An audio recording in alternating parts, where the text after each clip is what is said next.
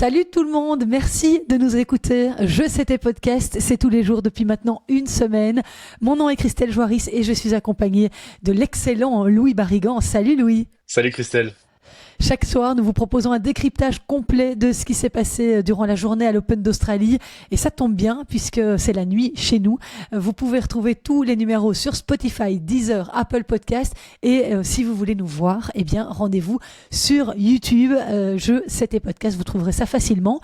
Et aujourd'hui, on peut vous dire qu'il s'en est passé des choses sur les cours de Melbourne Park, dont la qualification d'Elise Mertens pour les huitièmes de finale, le match épique de Yannick Sinner au bord du gouffre physiquement, la qualification aussi de Djokovic. On va tout vous dire sur cette journée qui s'est déroulée sous des températures caniculaires, plus de 35 degrés. Le plan chaleur extrême a dû être déclenché. C'est clair que les organismes ont souffert. Et dans ces conditions dantesques, eh bien, c'est Yannick Sinner qui a bien failli passer à la trappe, même si, aussi paradoxalement que ça puisse paraître, c'est le plan chaleur déclenché en milieu de troisième set qui a sans doute sauvé le numéro 2 mondial face au surprenant Elliot Spizzirri. Ce joueur de 24 ans, 85e joueur mondial, a été monstrueux pendant un set et demi. Il est parvenu à semer le doute dans la tête de Yannick Sinner quand il a mené 6-4 et break d'entrée dans la seconde manche. Pendant plus d'une heure face au double tenant du titre, cet Elliot Spizzirri était flamboyant. Il a poussé Sinner à la faute à chaque échange en dominant du fond du court. Il prenait la balle très tôt. Il était indébordable en défense. Yannick Sinner, lui, n'était pas à son prime dans ce premier set. Il affichait 14% de points gagnés derrière sa deuxième balle de service et 14 fautes directes. Et malgré le fait que Spizzirri ait aligné 5 jeux de suite entre la fin du premier set et le début du second, Sinner est resté au contact. Il a commencé à faire nettement moins de fautes. Il a même réussi à passer devant dans le deuxième set pour revenir à une manche partout. Et c'est à ce moment-là, Louis, dans le troisième set, qu'on a vécu le climax du match avec un Sinner qui a commencé à cramper violemment sous l'effet de la chaleur. Il a appelé le kiné pour se faire masser. Et puis là, sauvé par le gong, à 3-1, le match a été interrompu par l'arbitre et le plan chaleur extrême a été appliqué. Il le dira même après, mais il a vraiment été sauvé dans ce troisième set. Il est mené et vraiment malmené. On le voit, il est extrêmement rouge, ce qui est tout à fait normal, mais on voit qu'il a vraiment, vraiment du mal. Et pour rappel, l'échelle de stress thermique étant supérieure à 5 à l'Open d'Australie, tous les matchs doivent être suspendus et les matchs qui disposent d'un toit, alors le toit doit être mis évidemment. Quand ils mettent le toit sur un court, en moyenne, c'est ce que j'ai vu, on perd 10 degrés, on passe quand même de 40 à 30 degrés, ce qui est pas négligeable dans des températures comme ça où les joueurs souffrent. Et il n'y a pas que les joueurs qui ont souffert. Si vous avez été attentif, on a vu aussi les ramasseurs de balles, on le sait, la position dans laquelle ils se mettent, ils doivent mettre leurs mains au sol. C'était impossible. Certains mettaient des serviettes tellement le sol devenait chaud, brûlant. Pas demander ce que ça devait donner aussi aux pieds des joueurs. On le sait, avec les glissades, les frottements, ça devait être horrible. Et dans ce troisième set, effectivement, on entre dans un véritable film à suspense américain. Et on a une vision aussi de la salle de gym, la fameuse salle de gym où tous les joueurs s'entraînent avant de rentrer sur le court, où les joueurs s'échauffent.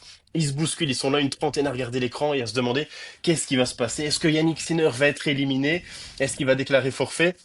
Donc voilà, c'est toujours les interrogations aussi, parce que ça aurait été évidemment monumental que Sinner soit éliminé.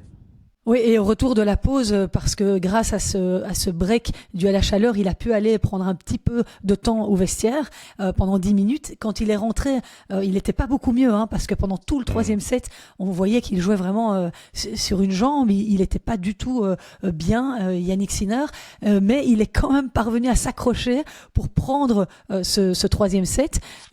Spizzirri en face, lui, était impassible. Il montrait rien. On n'avait pas l'impression qu'il souffrait beaucoup de cette chaleur. Mais c'est clair qu'après, dans le quatrième set, il semblait un petit peu revigoré. À mon avis, les boissons, les autres électrolytes qu'il a dû prendre pendant toute cette période où il crampait ont dû faire effet. Et il a pu aller chercher ce quatrième set, l'emporter 3-7-1.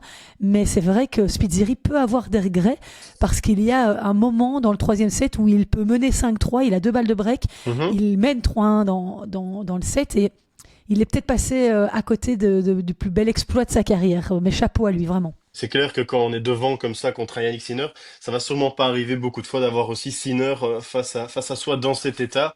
Et et c'est vrai qu'il est resté impassible, mais je ne sais pas si tu as fait attention, quand l'arbitre annonce que le toit va être mis sur le court, il y a un sourire en coin de Ouais. la part de Spitziri, il le dira même après, j'ai trouvé quand même ce moment-là cocasse. Quand je break dans le troisième set, il faut mettre le toit. Ça aura fait aussi un peu polémique, Ouais. comme quoi le tournoi pourrait éventuellement avantager Sinner, je ne sais pas. En tout cas, Sinner Surtout qui a du que, mal. surtout que je te coupe, excuse-moi, mais sur les autres cours, ça jouait toujours, hein. Exactement, c'est ça aussi l'interrogation.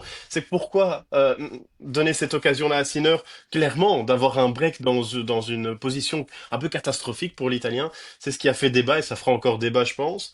Et il est clair que Sinner, ben, il a du mal dans ces circonstances-là, dans ces situations de chaleur et d'humidité. On l'avait vu à Shanghai, on l'a vu Mm. aussi à Cincinnati, où il avait vraiment du mal. Il avait qualifié le tournoi de Cincinnati comme le tournoi avec les conditions les plus insupportables qu'il avait vécues durant toute sa carrière. Il n'était pas le seul à ce moment-là à s'être retiré. Il y a Arthur Hinderknecht qui s'était retiré, Zverev et Shelton également. Mais voilà, c'est pas des conditions qui le favorisent.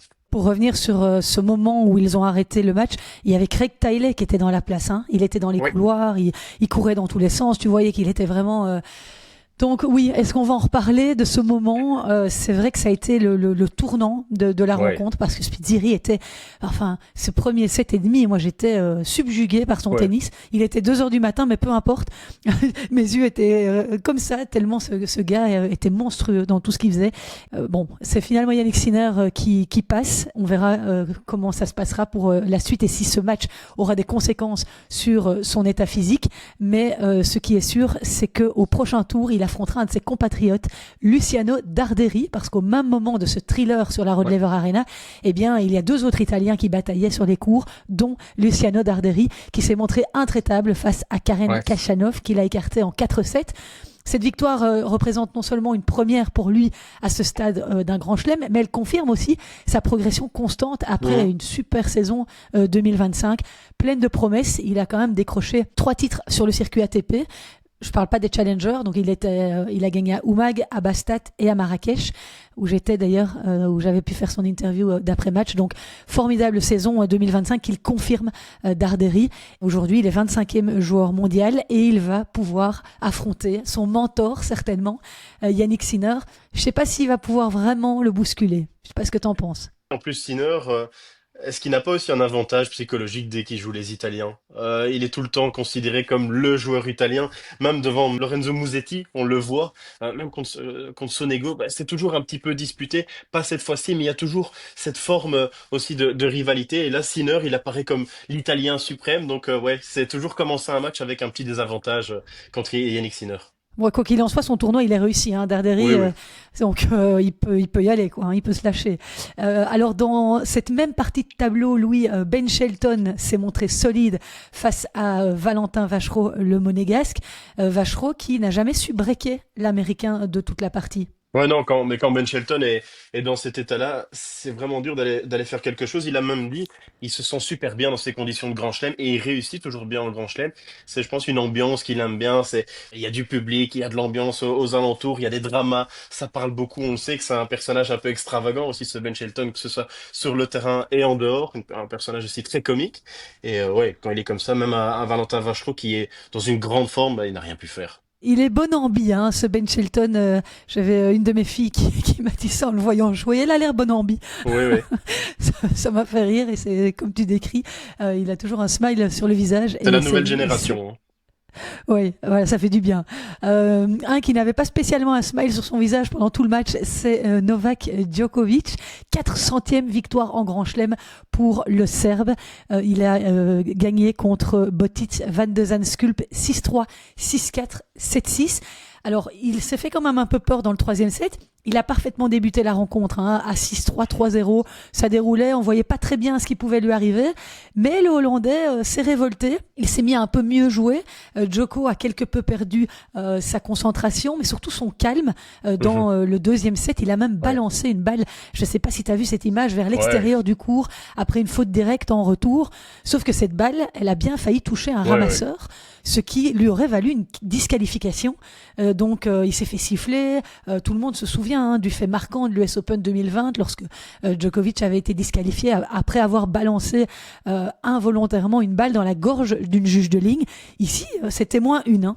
C'était moins une, et moi ce que je parviens pas à comprendre, quand on sait à quel point ça a fait parler ce qui s'est passé lors de cet US Open 2020, comment peut-il recommencer dans un match où il faut quand même le rappeler, Djokovic a tout en main. Il est à la limite de se balader, parce qu'il est frustré parce qu'il ne parvient pas à faire un point.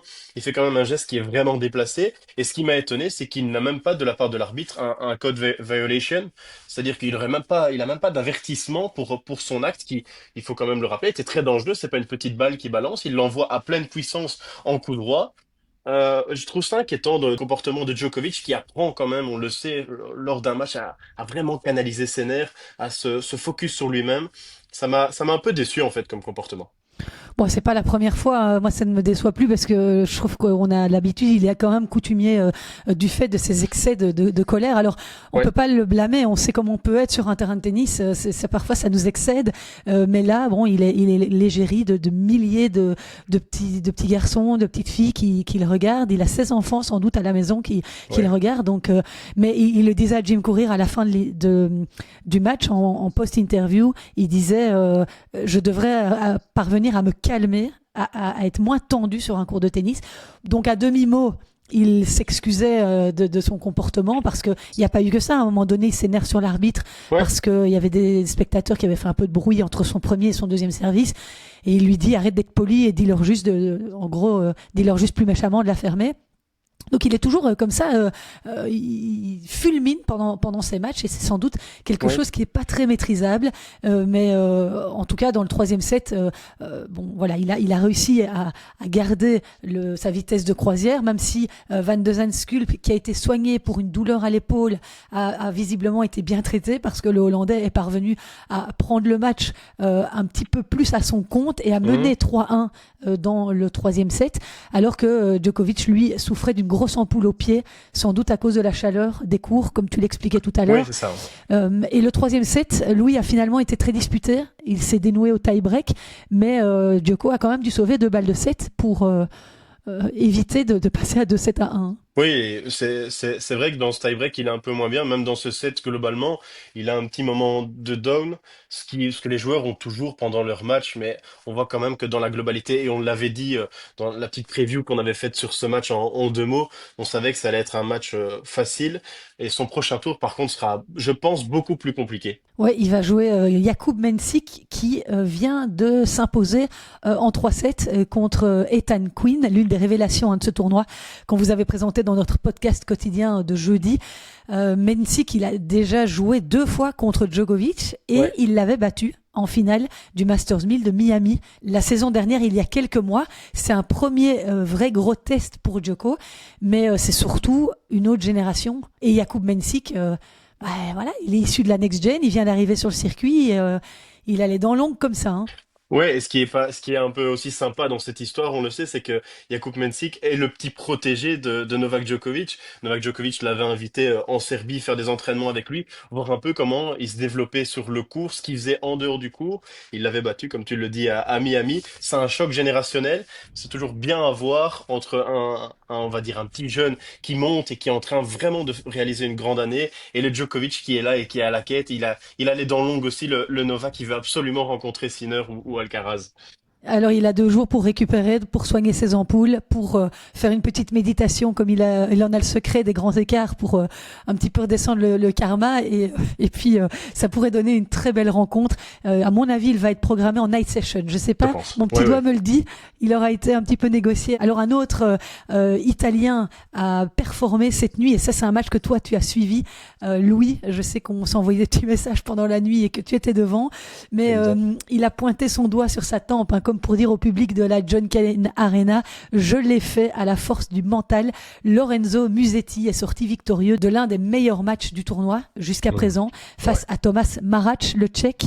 Après 4h30 d'échange d'un combat d'une énorme intensité, Musetti s'en est sorti 6-2 au 5e set. Alors les 2 joueurs ont livré un niveau de jeu exceptionnel, notamment à la fin du 4e set. C'est physiquement quand même que ça a fait la différence, même si Marac est un très bon compétiteur, très rapide.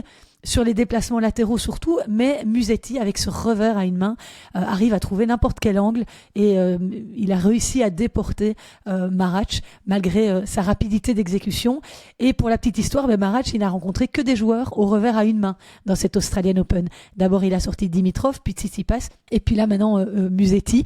Bon, évidemment, ce coup-ci, il a perdu, mais c'est la première fois de sa carrière que Musetti se qualifie pour les huitièmes de finale à l'Open d'Australie, et il est le 3e joueur italien de l'Air Open qui rallie les huitièmes de tous les tournois du Grand Chelem après Yannick Sinner et Matteo Berrettini. Alors voilà, après le match, il a expliqué qu'il n'avait pas trouvé le bon rythme tout de suite, qu'il était bien trop loin de sa ligne sur les longs échanges, qu'il avait dû changer ça au fil des sets, mais qu'il avait eu une bonne attitude et qu'il avait réussi à renverser la tendance. Dans le premier set, il a dit aussi qu'il n'avait pas été très bon au service. Ouais. J'ai servi comme ma mère, a-t-il dit au micro de je ne sais plus qui l'interviewait. Mais voilà, Musetti qui n'a pas l'air d'avoir lui été par contre du tout dérangé par la chaleur. Non, vraiment, force physique super impressionnante. Et dès le premier set, il est complètement dingue, hein. Les échanges, ça va très souvent à 40-40. Franchement, j'ai adoré. Il y avait un plan aussi qui était établi par Marac dès le début. C'était de jouer le revers de Lorenzo Musetti, ne pas lui laisser le temps de mettre voilà, en place son jeu, son plan de frappe. Et c'était vraiment super intelligent de la part de Musetti qui arrivait à le contrer en faisant des petits slices courts pour que Marac, on le sait, qui est très très bon une fois qu'il est dans le terrain, et du mal aussi à ajuster sa balle, à mettre de la puissance et d'avoir cette bonne longueur de balle. À ce moment-là, dans ce premier set, il y a une moyenne des échanges. On est à 3,9 coups par match sur l'ensemble des matchs de cet Australian Open. Ce match est à 6 coups par match en moyenne. Donc c'est dire aussi à quel point c'était disputé, à quel point il y avait des échanges.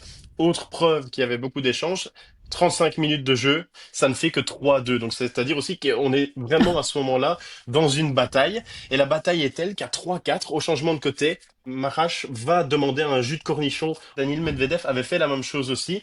Et c'est un peu le moment scientifique que je vais faire de ce podcast. Mais le jus de cornichon est un liquide riche en sodium, potassium et vinaigre qui agit de 30 à 80 secondes en déclenchant un réflexe nerveux qui stoppe la crampe en fait. Et Daniil l'avait évoqué. Je prends souvent du jus de cornichon parce que les joueurs, quand ils finissent un match, quand ils doivent finir un match, il y a toujours une petite tension, même si on est un grand joueur comme Daniil Medvedev, qu'on a réalisé des centaines de matchs dans sa carrière. Ça l'aide à éviter la crampe. Il l'a utilisé contre Marozsan. Donc j'ai trouvé ça aussi intéressant de le souligner, mais c'est clairement avec cette approche tactique et physique que Musetti est vraiment venu à bout d'un Marac. Il l'a fait craquer sous le cagnard. J'ai regardé la météo pendant que je regardais le match sur Melbourne. J'ai la météo de Bruxelles et la météo de Melbourne maintenant. Il y avait déjà 35 degrés et l'indice UV était à 9. C'était époustouflant. Il était d'accord que Musetti n'avait pas l'air d'être embêté par cette chaleur, hein. On dirait qu'il a fait ça Il l'a même dit lui-même, hein. Il dit, moi j'aime bien jouer sous la chaleur et on le remarque, même sur les tournois sur terre battue, il est très très peu gêné par ça. Et les joueurs ils sont bien rares en tout cas, ceux qui aiment bien jouer sous la chaleur et qui finissent par tenir parce qu'on ne cesse de le répéter de jour en jour. Mais les medical time-out pleuvent à cet Australian Open 2026. Et un autre qui aime bien jouer dans la chaleur et dans l'humidité, c'est David Goffin, qui est toujours très bon quand il fait chaud. Voilà, je le souligne et on le salue au passage, David, on espère qu'il se soigne bien. Alors, virtuellement, est-ce que tu sais, j'ai entendu cette stat complètement incroyable sur Eurosport, il est 3e mondial virtuellement, Musetti. Comme quoi, ça trompe pas, hein. Ça ne trompe pas sa fin de saison. Ouais, il va encore se passer des choses, bien sûr, dans cet Open d'Australie, mais il est 3e mondial virtuellement, quoi. Moi, je suis vraiment content parce que c'est vrai que même pendant tout un moment, je me suis dit, mais est-ce qu'il se joindrait pas à ce top 3? On l'attend depuis longtemps quand même, Musetti. Il a un jeu qui est extraordinaire. Quand on le voit jouer, il est vraiment différent d'un Carlos Alcaraz et vraiment différent d'un Yannick Sinner. Donc, il apporte aussi un changement dans ce jeu qu'on connaît aux 2 premiers mondiaux. Il est beau et son revers est beau. Et un autre revers qui est magnifique mais qu'on ne verra plus, en tout cas à Melbourne, c'est celui de Stan Wawrinka. Il a fait ses adieux, ça y est, au cours de Melbourne Park. Il a été battu en 4-7 par Taylor Fritz. C'était un peu attendu, hein. Taylor Fritz a consolidé son statut de l'un des meilleurs serveurs du circuit sur ce match. Il a servi 30 aces. Et est-ce que tu sais que l'année passée, il avait à son actif 867 aces à son compteur. Bon, C'est quand même c'est une fabuleux. machine. Une machine. Ouais. Et bon, moi, alors il y a eu ce petit moment très sympa. Donc il a pris le micro, Stan Wawrinka, pour saluer évidemment toute la foule qui aurait aimé qu'il continue encore, mais déjà troisième tour, c'est super chouette. Et il a tenu à boire une petite bière en guise d'adieu au terrain. Donc il a décapsulé une petite bière en compagnie du directeur du tournoi, Craig Tiley. Donc il s'est dirigé vers sa chaise, il a soulevé le coffre, il a pris 2 chopes, hop, il est allé donner une à Craig Tiley. Ils ont fait santé et ils ont bu à la fin de la carrière de Stan Wawrinka, en tout cas en Australie. Ouais, ça avait l'air d'être prévu en tout cas ces deux petites bières dans la glacière. Il a bien raison, il le mérite amplement, Stan. Et juste un petit mot, je vous conseille d'aller voir le tout dernier point de l'histoire de Stan Wawrinka à l'Australian Open. C'est évidemment tout à la fin du match et c'est une bataille de revers comme on la connaît avec Stan. Et c'est magnifique le coup qu'il fait. Il lâche pleine puissance, il pousse un énorme cri. Il y a la foule derrière qui se lève. C'est un point qui montre aussi qui est Stan Wawrinka, peut-être le plus beau revers de tous les temps de l'histoire du tennis. Ouais, je dirais Roger, moi perso. Mais Ah, moi, bon, voilà, je suis chacun. team Stan, moi.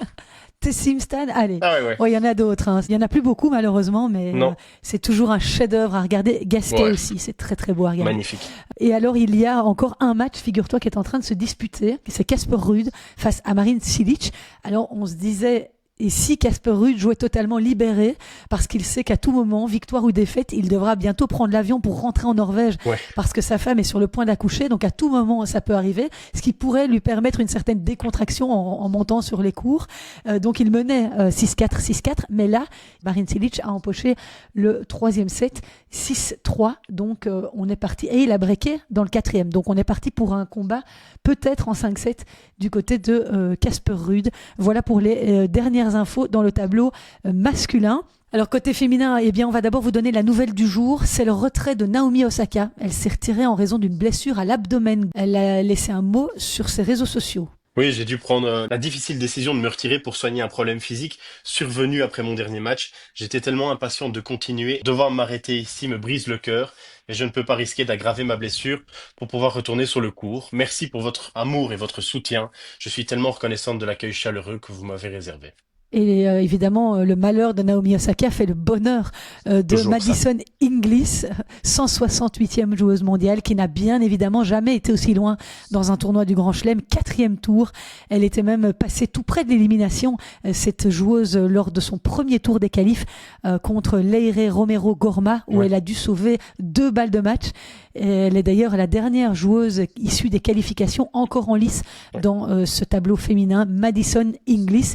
Et l'Australienne de 28 ans affrontera Iga Swiatek, numéro 2 mondial, qu'elle a déjà rencontré sur le circuit, déjà en Australie. C'était au tournoi d'Adélaïde en 2021. La Polonaise l'avait facilement emporté avant de gagner son premier titre, d'ailleurs, sur surface dure.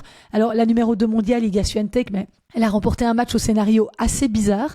Victoire 6-1, 1-6, 6-1 contre Anna Kalinskaya. Des rebondissements incessants durant ce match, mais pour finir, bon voilà, elle a commis moins de fautes directes dans le troisième set. Elle n'a pas concédé la moindre balle de jeu dans ce set-là. Elle a rapidement pris l'avantage 5-0 pour conclure 6-1. Elle se qualifie pour la deuxième semaine d'un tournoi majeur pour la 21e fois en 28 participations et pour la 6e fois en 8 participations à l'Open d'Australie. Ouais, Christelle, j'ai trouvé la recette miracle à ces statistiques exceptionnelles d'Iga Swiatek. C'est simplement, elle mange des pâtes aux fraises. Alors moi, je connaissais les pâtes au sucre. C'est ce que je prenais, par exemple, avant les matchs de foot. Je dis pas que c'est ce qu'il y a de meilleur. Et voilà, elle mange des pâtes aux fraises. Et il faut savoir que ce match, en 3-7, c'était le seul de la journée. Tous les autres matchs étaient expéditifs de la part des favorites. Ouais. 1h43 seulement. Donc c'est dire à quel point les autres matchs ont été rapides. Oui, et un qui a été rapide aussi, c'est celui de notre compatriote Elise Mertens. Magnifique prestation. Elle s'est qualifiée pour les 8e de finale sans avoir dépensé trop d'énergie sur le court. Elle a battu la Tchèque Nikola Bartunkova 6-0, 6-4. Elise était ultra favorite dans ce match, face à Bartunkova, joueuse issue des qualifications et qui n'a gagné que 9 matchs sur le circuit WTA dans sa carrière. Cet Open d'Australie était d'ailleurs son baptême du feu en Grand Chelem. Et quel parcours pour une première. Elle a quand même éliminé Belinda Bencic et Daria Kasatkina. Mais dans ce match du troisième tour, elle a été archi-dominée par une Elise Mertens irréprochable dans le premier set, 6-0 en 22 minutes. Deuxième set a été un petit peu plus compliqué, mais elle a tenu la baraque, Elise, grâce notamment à un très bon service et à des montées au filet efficaces. Oui, je suis vraiment très content de la déclaration d'après-match d'Elise Mertens. Elle le dit, j'essaie d'être plus agressif. Le tennis féminin évolue, je dois faire davantage plus mal à mes adversaires. Et elle l'a fait lors de ce match. Elle est à 8 aces, 26 points gagnants sur l'ensemble du match, 73% de points gagnés sur les 15 montées au filet qu'elle a tentées. Donc elle tente aussi, elle essaie d'innover. On le sait, on l'a déjà expliqué. C'est une joueuse de double, mais qui ne monte pas forcément beaucoup au filet. Elle se procure 10 balles de break, n'en concède que 2. Et pour la dernière statistique, elle a 80% de points gagnés derrière sa première. Tu l'as dit, elle a très bien servi. Elle se débarrasse forcément d'une Bartunkova qui a sûrement été aussi émoussée avec les Ah oui. conditions, la chaleur. Elle vient des qualifications, ce qui est tout à fait normal. Et notre Elise Mertens, ben, c'est le 16e Grand Chelem en carrière où elle atteint sa deuxième semaine. Elle en est à 5 à l'Open d'Australie. Et ça faisait quand même 4 ans qu'elle avait pu atteindre la deuxième semaine. Elle se devait quand même de gagner ce match contre une qualifiée. Et on est vraiment super content de l'avoir évolué dans ce tournoi. C'est vraiment ce qu'on espérait. Oui, et c'est là qu'elle avait commencé à se faire remarquer à l'Open d'Australie en 2018. Oui. Il y a maintenant 8 ans de ça, au début de sa carrière. Elle avait fait demi-finale, Elise Mertens. Et au prochain tour, eh bien, ce sera une autre paire de manches. Elle retrouvera l'une des grandes favorites du tournoi, Ouais. Elena Rybakina, la cogneuse, vainqueur d'une autre joueuse tchèque, Teresa Valentova, 6-2, 6-3. Et décidément, le tennis tchèque n'était pas à la fête cette nuit, avec la défaite Mhm. également de Linda Noskova face à Xinyu Wang. La joueuse chinoise s'est imposée en 2-7, 7-5, 6-4. Mais Elena Rybakina pour Elise Mertens, ça va être un sacré morceau. Bon, ça va vraiment être compliqué. C'est simple, il faut qu'Elise passe au moins 75% de première balle. Parce que s'il passe, c'est vraiment compliqué. On le sait, il faut tenir son service contre une Rybakina. Rybakina qui le dit d'ailleurs, je suis pas encore au top de ma forme dans ce tournoi, mais je monte petit à petit. Elle est pas au top de sa forme. Elle gagne les matchs, elle les gagne quand même assez facilement. Attention, ça va être un super match. Et même si Elena Rybakina mène 6-1 dans leur confrontation, eh bien, elle n'avait pas eu si facile lors de leur dernier match à Cincinnati. Elise Mertens avait perdu 7-5 seulement au troisième sur cette même surface. Bon, maintenant, on sait qu'Elena Rybakina est vraiment dans une grande forme, peut-être beaucoup plus encore que l'année passée, mais il va falloir qu'elle joue crânement sa chance, Elise Mertens. Et on notera aussi les qualifications des Américaines, Madison Keys et Jessica Pegula. Elles ont toutes les deux remporté leur match en 2-7. Les deux grandes amies sont qualifiées donc pour les huitièmes de finale où elles s'affronteront pour la quatrième fois de leur carrière. Ni Madison Keys ni Pegula n'ont été déstabilisées par la chaleur ou par le changement d'heure de leur match. Jessica Pegula s'est imposée 6-3, 6-2 à la Margaret Court Arena face à la joueuse russe qualifiée Oksana Selekmeteva, tandis que la tenante du titre a porté à 10 sa série de victoires consécutives en battant l'ancienne numéro 1 mondiale Karolina Pliskova 6-3, 6-3. Alors les deux Américaines ont chacune réussi 4 breaks lors de leur victoire. Madison Keys, elle est finaliste ici l'an dernier, elle a ce statut-là à défendre. Elle mène 2-1 dans ses confrontations directes Mhm. avec Pegula, dont une victoire sur le sol australien en finale du tournoi d'Adélaïde, c'était l'année passée. Aucune des deux n'a encore lâché un set cette semaine. Et on a posé la question après le match, on a dit bah tu vas jouer Jessica Pegula. On a demandé ça à Madison Keys et il faut le savoir, elles sont extrêmement amies. Elles ont un podcast ensemble qui s'appelle The Players où elles échangent accompagnées de Jennifer Brady et Desiree Krauchik. Et donc elles en rigolent parce qu'elles devaient en fait, et c'est ça qui est dingue, tourner un podcast demain, donc je pense la veille de leur match, de leur confrontation.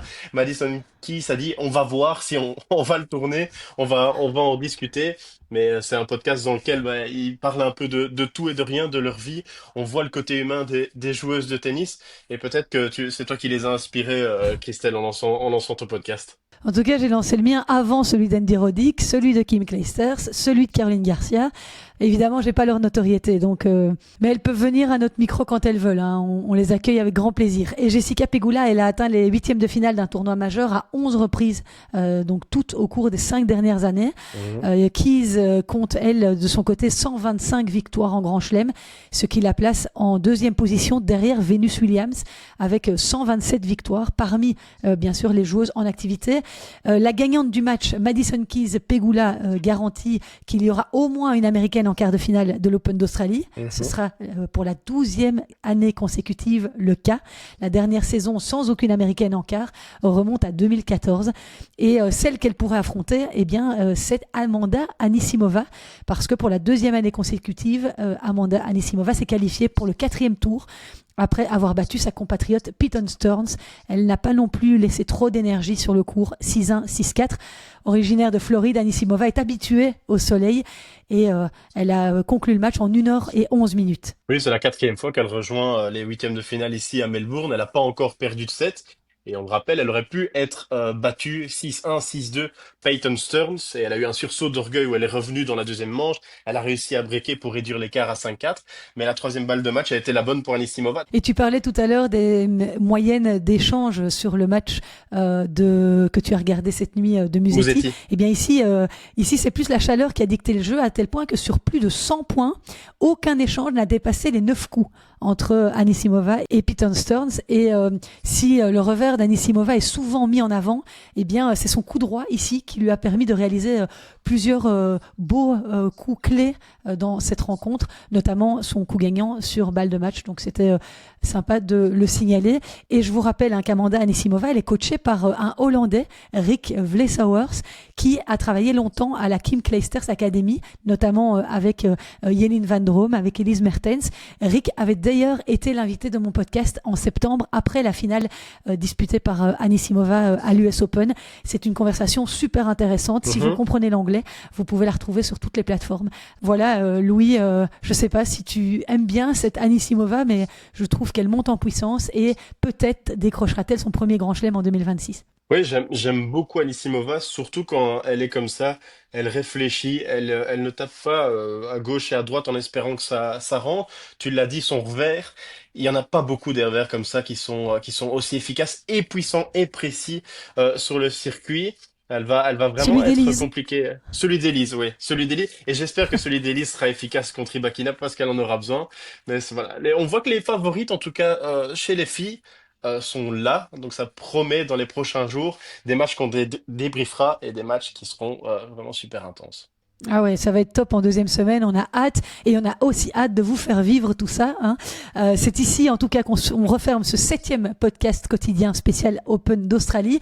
Merci beaucoup à tous d'avoir été au rendez-vous. Merci pour vos petits messages de courage sur nos réseaux sociaux. On vous dit à demain pour un nouvel épisode. Vous pouvez vous abonner sur YouTube et sur toutes les plateformes pour recevoir une notification et comme ça, vous ne manquez rien de ce qu'on vous propose de cette couverture de l'Open d'Australie. Je te souhaite de passer un bon samedi, Louis, de te reposer et on se dit à demain. Ciao Christelle!